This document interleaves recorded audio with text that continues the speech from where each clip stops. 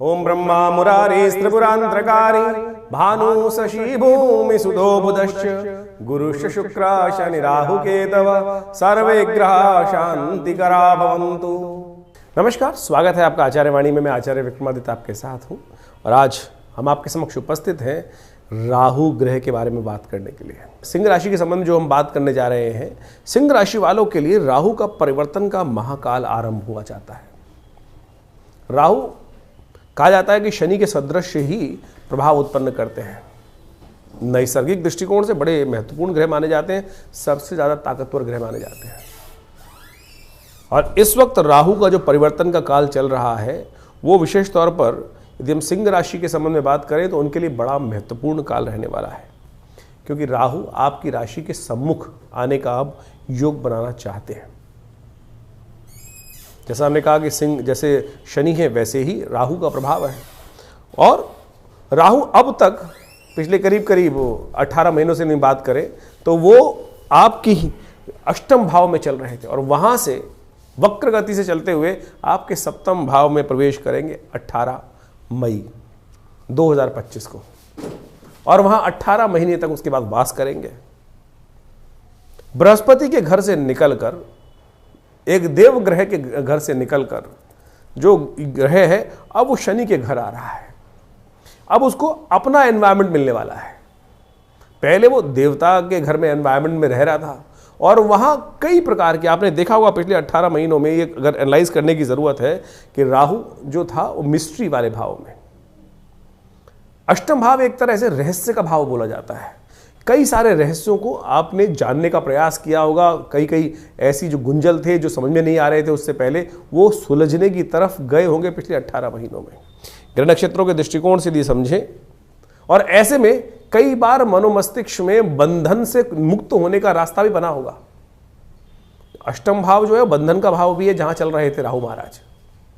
और ऐसे में कई बार अपने आप को जो छुटपटाते हुए आपने बाहर निकालने का प्रयास किया होगा, वाणी दोष भी लगा होगा और वाणी के संबंध में भी कई पता नहीं मुख से क्या क्या निकल गया होगा, ऐसे भाव बने होंगे। अब जो परिवर्तन का समय है बड़ा महत्वपूर्ण है। मई के मध्यकाल के बाद से 2025 में ये राहु 18 महीने के लिए आपके लग्न में, आपके सप्तम भाव में आ जाएंगे और केतु आपके लग्न में आ जाएंगे। ये महत्वपूर्ण परिवर्तन का समय रहेगा। यदि ज्योतिष के दृष्टिकोण से देखा जाए तो विशेष तौर पर यह परिवर्तन कई प्रकार के, चाहे वो व्यवसाय में कर रहे हो, चाहे वो परिवार में कर रहे हो, चाहे वो आपकी जिंदगी में हो, कई प्रकार के परिवर्तन करने का योग आपके लिए बना सकता है। जो लोग व्यवसाय में हैं या कुछ ना कुछ व्यवसाय करना चाहते हैं, उनके लिए कुछ पार्टनरशिप, दोस्ती यारी में ऐसा कुछ दोस्त मेरा सहयोग प्राप्त करने के योग बना सकते। कई प्रकार से ये दुस्साहस भी करा सकता है। राहु बड़ा दुस्साहसी ग्रह माना जाता है। आमतौर पर ज्योतिष के दृष्टिकोण से देखा जाए तो राहु से ज्यादा दुस्साहसी ग्रह ज्योतिष के अंतर्गत किसी ग्रह की और प्रवृत्ति है नहीं इतनी बड़ी। राहु की उत्पत्ति ही दुस्साहस से हुई है। राहु ने अमृत पान प्राप्त करने के लिए भगवान से भी बैर कर लिया। बाकी किसी जब वहां पर राक्षस जो विद्यमान थे, अभी कथा हम सुनाएंगे उसके बारे में भी, उत्पत्ति से आपको समझ में आएगा। तो लेकिन ऐसे में आपको बड़ी सावधानी के साथ समझना पड़ेगा चीजों को कि राहु आपके सप्तम भाव में आकर, व्यवसाय जीवन साथी वाले भाव में आकर महत्वपूर्ण परिवर्तन की तरफ आपको प्रवृत्त करते दिखाई दे रहे। जो ऐसी चाहत जो विशेष तौर पर राहु का जो पदार्पण सप्तम भाव में हो रहा है, वो विशेष तौर पर ग्रहों का ऐसा योग बना रहा है जो आपके मनोमस्तिष्क में हर चीज में परिवर्तन करने के लिए आपको प्रेरित करेगा। ध्यान रखिएगा, ये प्रेरित जो हो, अगर अपनी लिमिट में रह के हो तो बहुत अच्छा है, लेकिन दुस्साहस करने का प्रयास मत कीजिएगा। जो व्यवसायी हैं उनको बड़े सावधानी के साथ कार्य करने की प्रयास करने की जरूरत दिखाई देती है। कुछ गलत बहम उत्पन्न करने वाले लोग आपके जीवन में आकर पदार्पण कर सकते हैं। पारिवारिक जीवन में भी कई बहम, कई जो ऐसे है, राहु का वर्ण जो है धूम्र वर्ण कहा जाए, धूम्र के समान होता है, अंधकारमय वर्ण है और ऐसे में संशय उत्पन्न, शंकाओं को उत्पन्न करने वाला ग्रह माना जाता है। तो व्यवसाय में, कार्य धंधे में, परिवार में बिना किसी कारण के कई बार राहु आपके आने वाले 18 महीनों में शंका उत्पन्न कर सकते हैं। परिवर्तन करने की चाहत बहुत जल्दी मन में उत्पन्न कर सकते हैं कि बदल दो, ये ठीक नहीं चल रहा है, इसको बदलने का प्रयास करो। देखिए पुरानी कहावत है, धीरे धीरे रे मना धीरे सब कुछ होए, माली सींचे 100 घड़ा खुशहाली तब होए। तो धीरे धीरे परिवर्तन, प्रकृति जो है वो परिवर्तन की तरफ जाती है और पता भी नहीं चलता कि परिवर्तन जो है वो किस प्रकार से आपके जीवन में आ जाता है। स्वाभाविक परिवर्तन करना ही सबसे अच्छा माना जाता है। लेकिन एकदम ये जो राहु केतु का परिवर्तन जो अब होने जा रहा है वो आपके मनोमस्तिष्क में जबरदस्त परिवर्तन करने के भाव मन में उत्पन्न कर सकता है। साफ कर दो, हटा दो, ये बदल दो, ऐसा कर दो, वैसा कर दो। बहुत जल्दी जल्दी मनोमस्तिष्क में आपके चरित्र में ये परिवर्तन करने की चाहत जो है वो बार बार हिलोड़े लेती दिखाई देगी।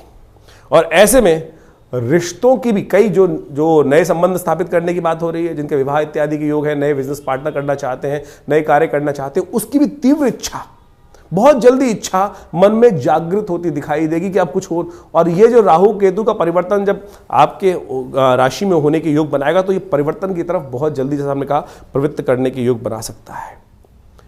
ये जो परिवर्तन है वो विशेष तौर पर आपको दुस्साहस से बचने का प्रयास करना चाहिए। राहु का जो प्रवृत्ति है, जैसे हमने कहा कि वो दुस्साहसी प्रवृत्ति है। कहा जाता है कि जब सागर मंथन के उपरांत देवताओं और राक्षसों में, जब वो कथा के अनुसार से जो हम अभी समझाएंगे पूरी कथा को, वो जब राहु ने वहां बैठकर पंक्ति में जो अमृत पान करने का प्रयास किया वो दुस्साहसी था। तो ऐसे में हमको अपने जीवन में दुस्साहस करने से बचने का प्रयास करना चाहिए, क्योंकि आपकी राशि के बिल्कुल सम्मुख राहु पदार्पण करते दिखाई दे रहे हैं। राहु की प्रवृत्ति बहुत अजीब है। इससे पहले जहां राहु चल रहे थे वो चल रहे थे बृहस्पति वाले घर में, और बृहस्पति वाले घर में जब चल रहे थे तो वो एक नई खोज की तरफ, जागृति की तरफ, ज्ञान की तरफ वहां प्रवृत्त होते दिखाई, अध्यात्म की तरफ आपको अच्छा प्रवृत्त करते दिखाई दे रहे थे। मन में कई बार अध्यात्म की तरफ जो जिज्ञासु, जो खासतौर पे कहा जाता है कि ऐसी हिडन साइंसेस हैं, ऑकल्ट है, उनकी तरफ मनोमस्तिष्क को प्रवृत्त करते दिखाई दे रहे थे। अब राहु आ रहे हैं मेटेरियलिस्टिक भाव में, राहु संसार की तरफ आ रहे हैं। सप्तम भाव एक तरह से युद्ध का भाव माना जाता है, अध्यात्म से हटकर एक जो संसार का प्रत्यक्ष भाव है वो माना जाता है, जीवन साथी का भाव माना जाता है, व्यवसाय का भाव माना जाता है।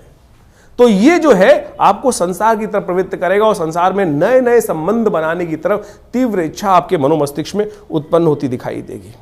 धन संबंधित, कई विषयों संबंधित जो प्रवृत्ति है वो मनोमस्तिष्क में जागती दिखाई देगी। और साथ साथ ध्यान रखिएगा, राहु जो है अंधकारमय गए हैं, कई गलत प्रवृत्तियों की तरफ भी ये राहु आने वाले 18 महीने की तरफ के लिए आपको कई बार प्रेरित कर सकते हैं। तो ऐसे में थोड़ा सावधान रहने की जरूरत है। अब राहु की दृष्टि भी बड़ी विचित्र हो रही है। राहु की दृष्टि, वैसे तो कई ज्योतिषकर्ण कहते हैं कि राहु, कई स्कूल ऑफ थॉट्स जो है, जो हमारे यहाँ ज्योतिष के अंदर चलते हैं, वहाँ राहु की दृष्टि मानी नहीं जाती। कई लोग तो राहु ग्रह को केतु ग्रह भी नहीं मानते हैं। बहुत सारे लोग तो छाया ग्रह के रूप में ही ज्योतिष के दृष्टिकोण से कहा गया है। लेकिन साफ मान लीजिए, राहु वास्तविक तौर पे वो ग्रह है जो सूर्य तक को ग्रसित कर लेता है, चंद्र तक को ग्रसित कर लेता है, और जो सूर्य सब ग्रहों को अस्त करते हैं, राहु उनको ही जाकर ग्रसित कर लेता है। ऐसे में राहु की जो दृष्टि है ज्योतिष के दृष्टिकोण से, जो आपके लाभ वाले, कई ज्योतिषों का मानना है, कई स्कूल्स का मानना है कि पंचम और नवम दृष्टि राहु की भी होती है। यदि उस वृत्ति से देखने का प्रयास किया जाए तो राहु विशेष तौर पर आपको कई लोगों से, जो आपके, ऐसा कहा जाता है कि राहु की प्रवृत्ति जो है वो विशेष तौर पर जो है वो मलेच्छ प्रवृत्ति कही जाती है। ऐसे में राहु जो है वो विशेष तौर पर आपके धर्म से बाहर के लोग जो हैं, आपके धर्म से, वर्ण से जो नीचे के वर्ण के लोग हैं, उनसे आपको लाभ देने की स्थिति पहुंचा सकता है। यानी आपको कई मार्ग से लाभ की स्थिति उत्पन्न कर, कई नई दोस्ती बनाता दिखाई देगा, कई नए रिश्ते डेवलप करता दिखाई देगा। बस ये ध्यान रखना है कि प्रवृत्ति नेगेटिव ना हो। गलत लोगों की संगत गलत ही नुकसान देती है। तो आपको ये राहु का जो ट्रांजिट है आपके लिए कई मामलों में बहुत जबरदस्त होने के योग दिखाई देते हैं। इसके कई उपाय आपको करने की जरूरत है। ऐसे में उसके नेगेटिव प्रभाव को शक्ति जरूर देगा। राहु जो है ना, वो जो विशेष तौर पर हमेशा बैक चलता है। और जब हम ज्योतिष सीखते थे तो हमारे को ये सिखाया जाता था कि जो राहु की प्रवृत्ति है वो विशेषतः जो आगे बढ़ने वाला गियर है, गाड़ी जो होती है वो चलती है, ठीक फ्रीक्वेंसी चलती है, लेकिन बैक गियर बहुत ताकतवर होता है गाड़ी का। वो गड्ढे से जब फंस जाए गाड़ी तो उसको निकालने के लिए सुंदर रास्ता बना देता है। तो ये राहु जो है बैक प्रवृत्ति से चलता हुआ, रिवर्स गियर में चलता हुआ आपके सप्तम भाव में आ रहा है, लग्न में केतु आ रहा है, तो बड़ी शक्ति के साथ आ रहा है। कुछ महत्वपूर्ण परिवर्तन करने का योग आने वाले 18 महीनों में आपके लिए बनने के तैयार है। कुछ खास उपाय हम आपको बताएंगे, वो अवश्य करने का प्रयास कीजिएगा। लेकिन पहले राहु की प्रवृत्ति कितनी जबरदस्त है, उसके लिए पौराणिक कथा जिस प्रकार से राहु की उत्पत्ति कथा समझाएगी, वो आपको अवश्य ध्यान करनी चाहिए, समझनी चाहिए। तब आपको वास्तविक तौर पर राहु की ताकत का पता चलेगा। कालगणना के अनुसार से हमारे पुराणों इत्यादियों में बहुत सारी कथाएं इंगित की गई हैं। राहु, जैसा हमने आपको बताया, एक बड़ा हठी ग्रह है। आपको उसकी पुरानी कथा तो समझ में आती होगी, बहुत सारे लोगों को शायद ज्ञान नहीं है, उसके संबंध में समझ लीजिए कि राहु का प्रभाव हठी क्यों है। कहा जाता है संसार के अंदर विशेष तौर पर समय समय पर विभिन्न घटनाएं घटी। एक बार संसार में समस्त कहा जाता है कि देवताओं और दैत्यों ने मिलकर सोचा कि अब संसार में बहुत सारी निधि की समाप्ति हो गई है, बहुत सारे चीज़ें कम हो गई हैं, निधि समाप्त हो गई थी संसार से। महालक्ष्मी जो है वो सागर में विराजमान हो गई थी और पूरे संसार से ऐश्वर्य, समृद्धि इत्यादि धीरे धीरे क्षय हो गई थी।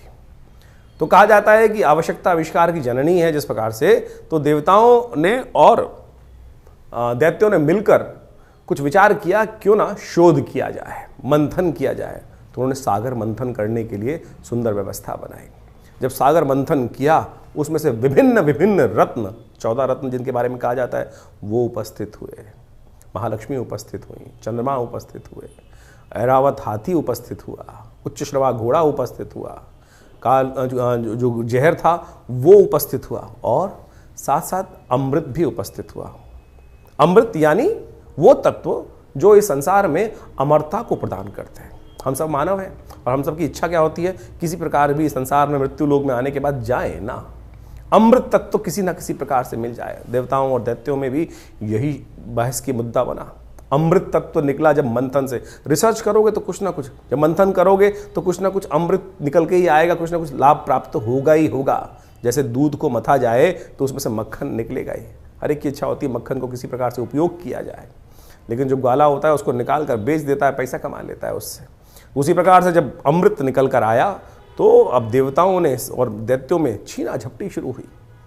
और उस अमृत को प्राप्त करने के लिए कहा जाता है कि भगवान ने जब छुपा के बहुत दिन रखा गया, उसके बाद भी वो समाप्त नहीं हुआ द्वेष आपस में, तो भगवान नारायण उपस्थित होते हैं बीच में। और भगवान नारायण ने उपस्थित होकर सबको समझाया, देखो मैं बांटता हूँ, सबको इसको बांटने का प्रयास, सुंदर रूप से व्यवस्था बनाई और मोहिनी रूप भगवान ने धरा। और कहा, भगवान अब सोचे कि बहुत सारे लोग भ्रांति उत्पन्न कर सकते हैं कि मोहिनी रूप धर के तो एक तरह से छल किया गया है। देखिए एक बात समझ लें, जिस बात को प्रतिपादित करना चाहिए, छल नहीं था, सत्य था। इसलिए था कि दैत्यों को अगर आप दे देते, गलत व्यक्ति के हाथ में यदि पावर दे दोगे, इस वक्त विश्व की सबसे बड़ी जो मिसाइलें हैं किसी गलत व्यक्ति के हाथ में आ जाएं तो वो क्या करेगा, विश्व को डरा धमका कर सब कुछ अपना वर्चस्व स्थापित कर लेगा। तो भगवान नारायण ने जो सुंदर व्यवस्था बनाई कि अमृत तत्व का उपयोग दैत्य किस प्रकार से करेंगे, देवता किस प्रकार से करेंगे, वो पहले से ही अच्छे से समझते थे। तो उन्होंने सुंदर व्यवस्था को बनाने का प्रयास किया कि दैत्यों को किसी प्रकार भी अमृत नहीं मिलना चाहिए। उन्होंने देवताओं को और दैत्यों को अलग अलग पंक्ति में बिठाया और कहा जाता है कि जैसे ही वो अमृत तत्व उनको पिलाते थे और देवताओं को अमृत पिलाते चले जा रहे थे, और जब अपनी माया से वशीभूत करके दैत्यों को सुरा यानी कुछ साधारण जल जो था वो पिलाते चले जा रहे थे। सबको लग रहा था कि अमृत तत्व प्राप्त हो रहा है, लेकिन भगवान का जो स्वरूप था मोहिनी अवतार में सारे संसार को मोहित कर कर इस प्रकार की व्यवस्था बना रही थी। कहा जाता है एक राक्षस था, शास्त्र में उसकी अनेक अनेक कथाएं हैं, लेकिन हमने जितना अध्ययन किया, स्वर्ण नाम का एक राक्षस था। स्वर्ण नाम का एक राक्षस था, उसने इस छल को देख लिया, पहचान गया भगवान को कि भगवान क्या कर रहे हैं कि देवताओं को अमृत पिला रहे हैं और जो दानव हैं, दैत्य हैं, उनको अमृत की जगह कुछ और पिलाया जा रहा है और समझ में किसी को आ नहीं रहा है। तो वो चुपचाप उस पंक्ति से, दैत्यों वाली पंक्ति से निकल कर, कहा जाता है कि देवताओं की पंक्ति में स्वर्ण नाम का राक्षस जो था, दैत्य था, और कहा जाता है वो उत्पन्न ऋषि कश्यप से हुआ था और सिंहिका नाम की उसकी माता थी। और वो वहाँ कश्यप गोत्र है उसका, जो राहु है उसका कश्यप गोत्र माना जाता है। कहा जाता है कि वो वहाँ जाके देवताओं की पंक्ति में बैठ गया और जैसे ही वो बैठा जाकर और भगवान पिलाते पिलाते उसकी बारी आ रही थी, ये छल जो था, ये साप जो किया इसने, जो स्वर्ण नाम के राक्षस ने देवताओं की पंक्ति में आके बैठने का, ये पहचान लिया किसने, सूर्य ने और चंद्रमा ने। सूर्य और चंद्रमा ने ये सूचना देवराज इंद्र को दी और देवराज इंद्र ने ये सूचना जैसे ही भगवान को दी कि भगवान आप जिसको अमृत पिलाने जा रहे हैं वो देवता नहीं, राक्षस है, दानव है, स्वर्ण नाम का राक्षस है। तो भगवान ने जैसे ही पान करवा रहे थे भगवान उस देवता स्वरूप में बैठे हुए उस राक्षस को, स्वर्ण को, तो उसने जैसे ही पान किया तो भगवान ने जैसे ही उसको मुंह में जा चुका था, उसके अमृत जो था, भगवान ने चक्रधारी भगवान ने चक्र चलाकर उसकी गर्दन काट दी। जो मुख था वो राहु बन गया और जो अधोभाग था वो केतु के रूप में उपस्थित हो गया। तो समझे ये स्वभाव कैसा है। अब यहां राहु की उत्पत्ति हो जाती, ये है राहु।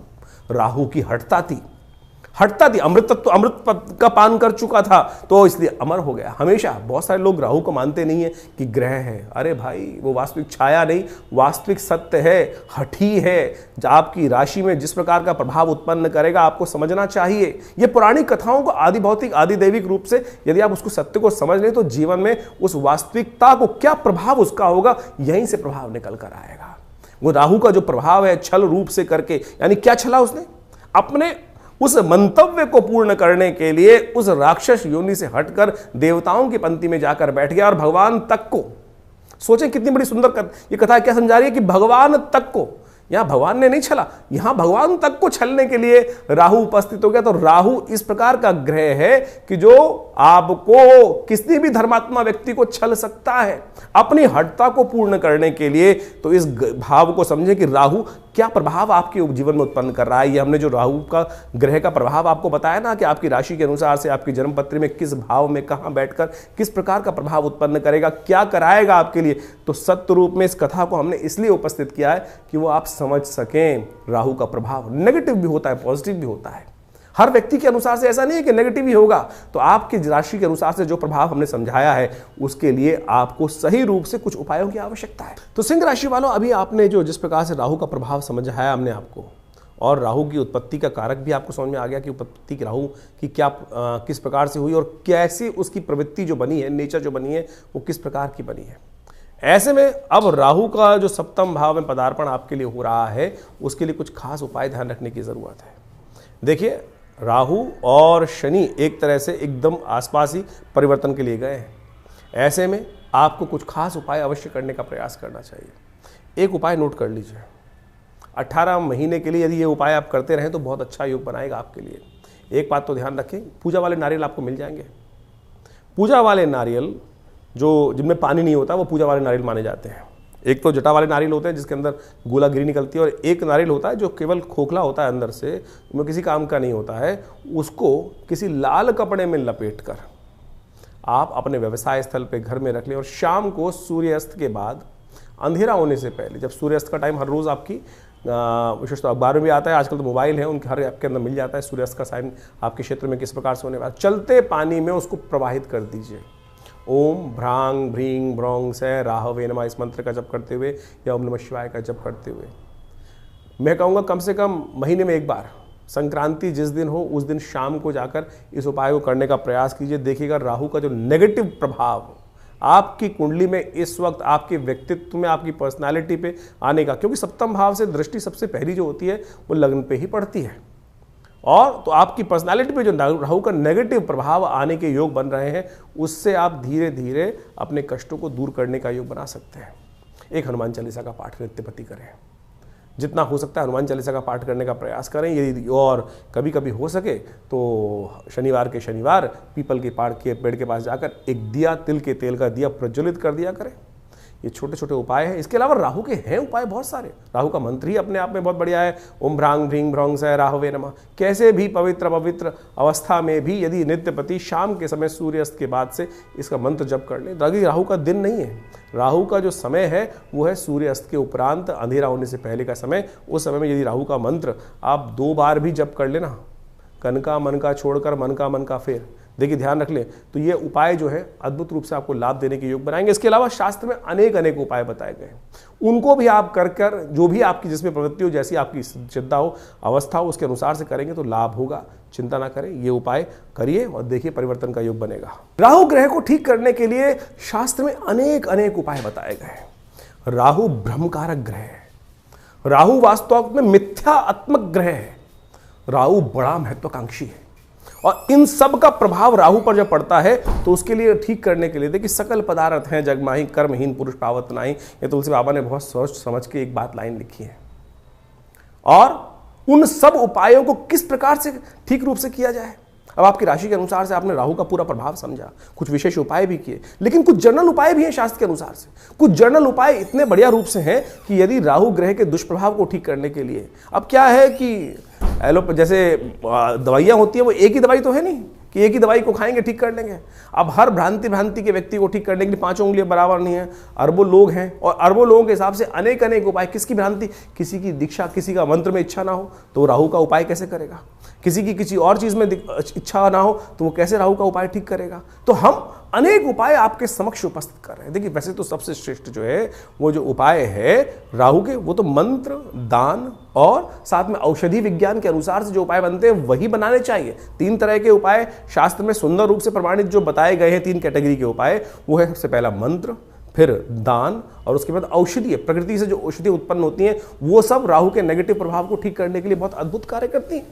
उन सबको सही समय पर सही रूप से कर लिया जाए तो बहुत अच्छे से लाभ मिलता है। सबसे पहले तो यह समझने का प्रयास करना चाहिए कि राहु हमारी कुंडली में नेगेटिव प्रभाव कर रहा है या हमारी कुंडली में पॉजिटिव प्रभाव कर रहा है।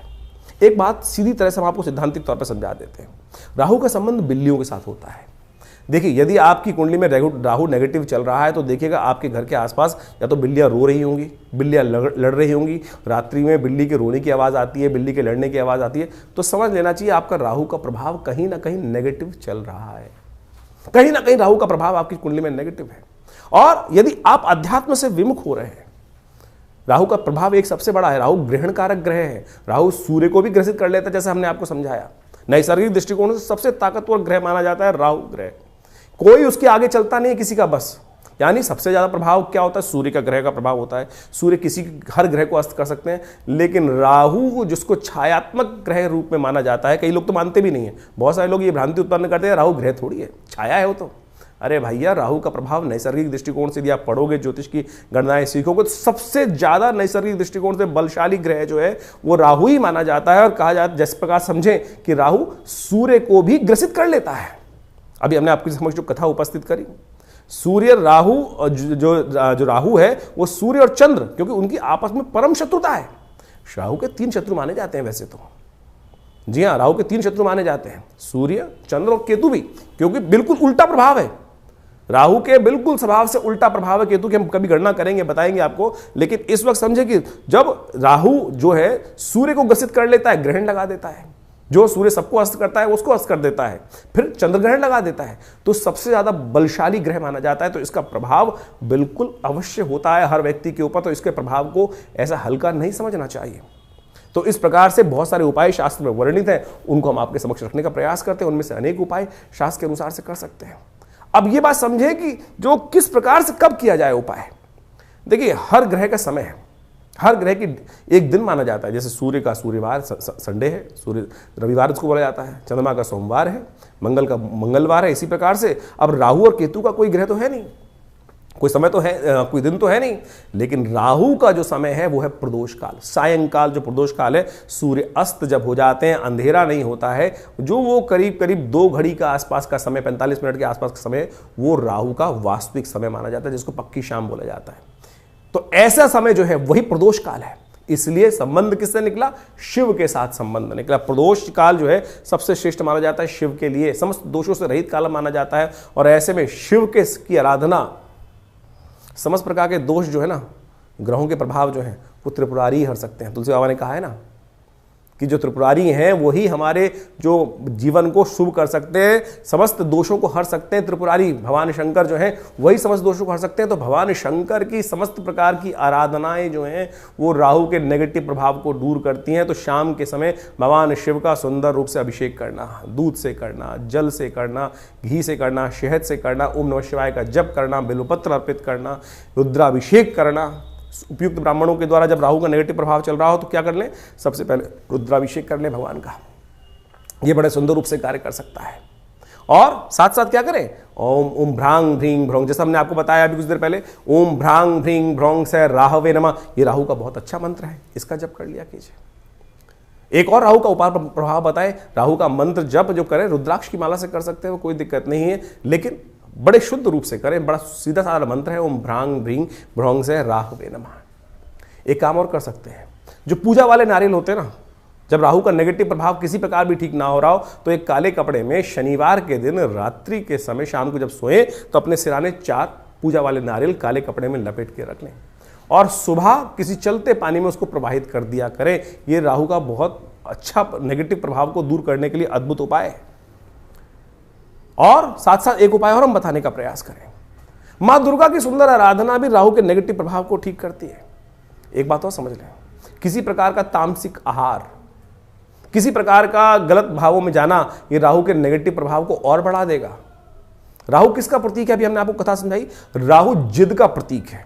अभी आपके मनोभाव में यदि जिद आ रही है तो यानी वो समझ लीजिए राहु नेगेटिव प्रभाव उत्पन्न कर रहा है। इतना हटी कि जाकर भगवान के उस छल को पहचानने के बाद उस भी अपनी हटता पे अड़ा रहा। देखिए सामने किससे लड़ने जा रहा था।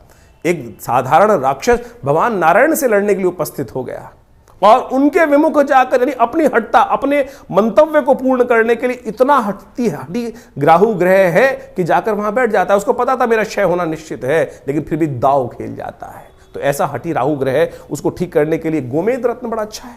8 रत्ती का गोमेद आप धारण कर सकते हैं, लेकिन शुद्ध रूप से मिल जाए। तो आज की तारीख में तो रत्नों का ऐसा हिसाब किताब हो गया है कि वो लैब में बनाकर लोग बेच देते हैं, फिर वो कल्चर्ड है तो क्या उत्पन्न करेंगे।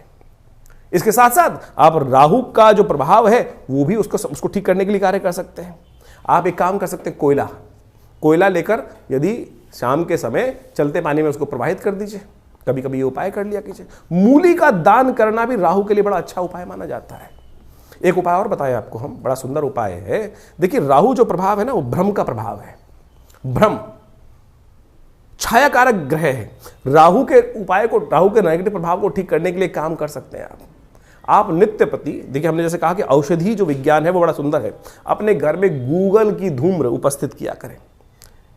शाम के समय अवश्य काम करें कि एक कोयले का जो या लकड़ी का बना लीजिए कोयला, उसके अंदर हवन इत्यादि की सामग्री डालकर उस जो लकड़ी का कंडा है उसको रख लीजिए। या गोबर का जो विशेष तौर पर जो उपला बनाया जाता है उसमें आग लगाने के बाद उसके ऊपर थोड़ी सी गूगल अष्टगंध के अंदर आती है गूगल, एक पेड़ का गोंद होता है गूगल के पेड़ का, उसको डाल दिया जाए।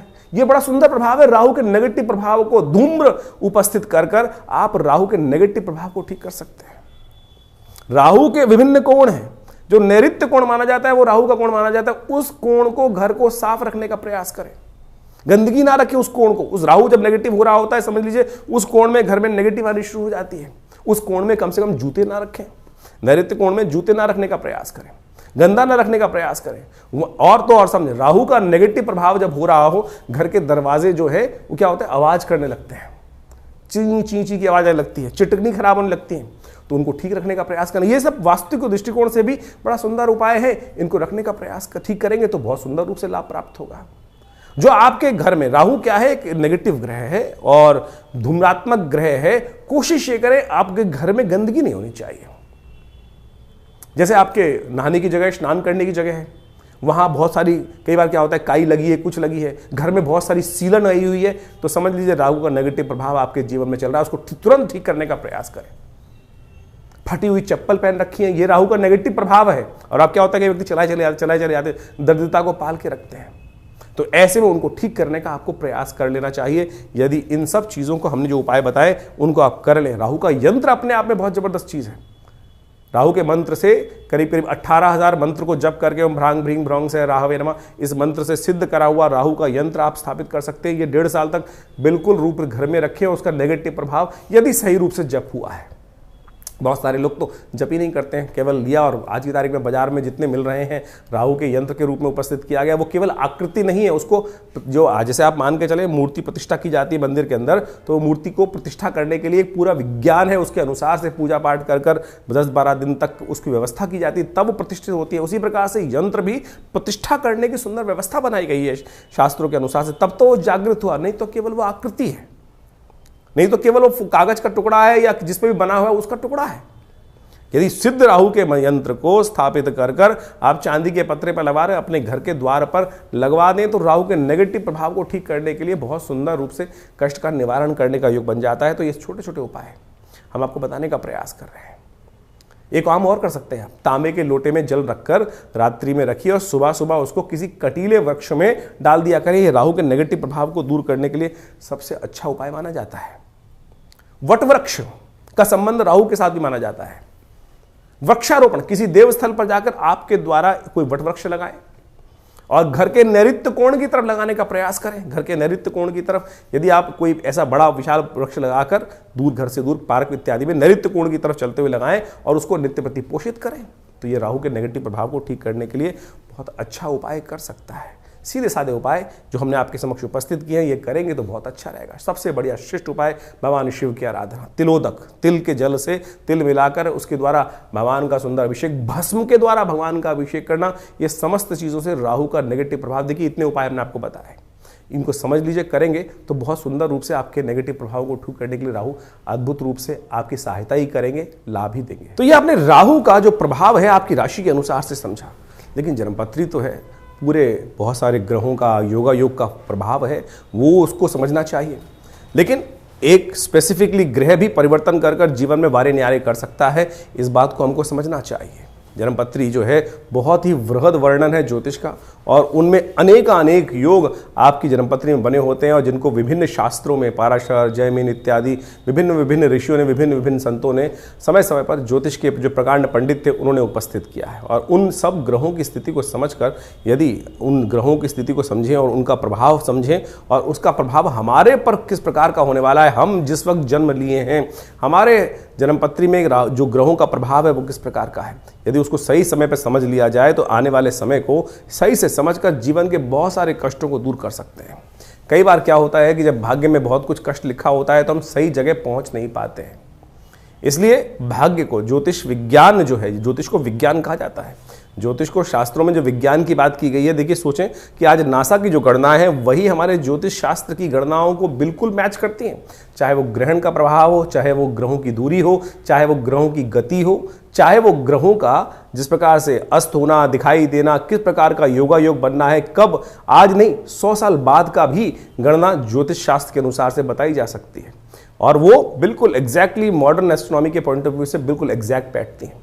तो आप इस बात को सत्य रूप में समझ लें कि ज्योतिष के प्रकांड पंडित जिन्होंने इस संपूर्ण ज्योतिष विज्ञान की संरचना अनादिकाल से करी, अनादिकाल से, कोई इसको गणना की जाए कि 100 साल, 500 साल पहले, 1000 साल पहले या 2000 साल पहले, नहीं, अनादिकाल से भारत के अंदर वेद विज्ञान के अनुसार से जो सृष्टि संवत लिखा गया वो करोड़ों में है, और उसके अनुसार समझ सकते हैं कि हमारी काल गणना बिल्कुल एग्जैक्ट कहाँ से रही। हम विकसित थे, विकसितता की तरफ चलते चले जा रहे हैं, और ज्योतिष की महत्ता इसी बात से प्रपूरित हो जाती है कि ज्योतिष की जो गणनाएं हैं वो बिल्कुल आज मॉडर्न साइंस के अनुसार से एग्जैक्ट बैठती हैं।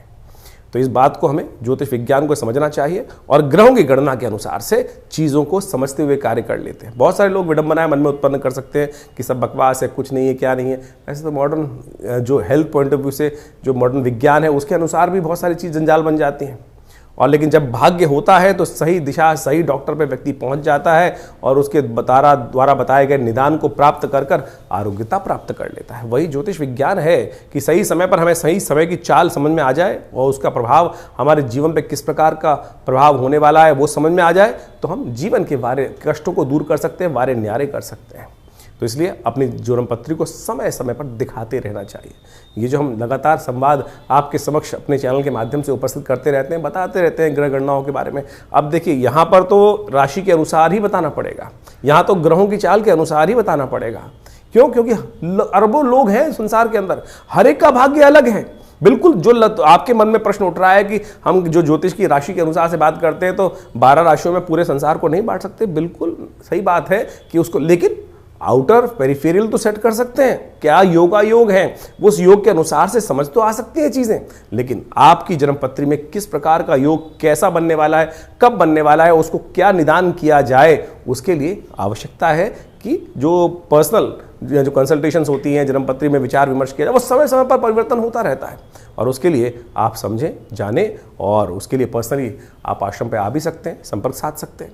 यह आश्रम जमुना पार दिल्ली में स्थित है, विवेकानंद योगाश्रम, और यहाँ पिछले करीब 60-70 सालों से विभिन्न पराविद्याओं पर शोध चलता है। आचार्य श्री केशव देव जी महाराज के सानिध्य में रहकर हमको ये सुख प्राप्त हुआ कि जिसके द्वारा हमने इस ज्योतिष विज्ञान को उनसे बाल्यकाल से ही सीखा, समझा और उन विवेचनाओं को उपस्थित किया, बहुत सारे शोध किए, बहुत सारे मंत्रों का उपचार किया, बहुत सारे यज्ञ इत्यादि आज भी उसी रूप में चलते हैं। नित्य प्रति 8 घंटे यज्ञ चलता है विवेकानंद योगाश्रम में, जो आचार्य श्री केशव देव जी महाराज के द्वारा स्थापित किया गया।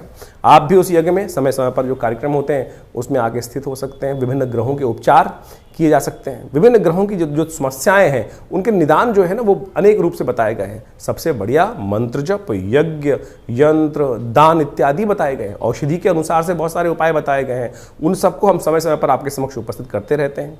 तो आप इस संस्थान पर आकर माँ भगवती का सुंदर श्री विग्रह जो विराजमान है उनके भी दर्शन कर सकते हैं। और उन्हीं का प्रभाव है कि जो आज इस तपस्थली पर नित्य प्रति 8 घंटे यज्ञ चलता है। भगवान की कृपा से समस्त रूप से बहुत बड़ी गौशाला है और वहाँ पर भी गौ सेवा इत्यादि के कार्य किए जाते हैं। औषधालय है जो योग, प्राकृतिक चिकित्सा, आयुर्वेद, फिजियोथेरेपी, एलोपैथिक को इंटीग्रेट करके हम बहुत सारे रोगों का निदान करते हैं। भारत सरकार के पैनल पर हैं।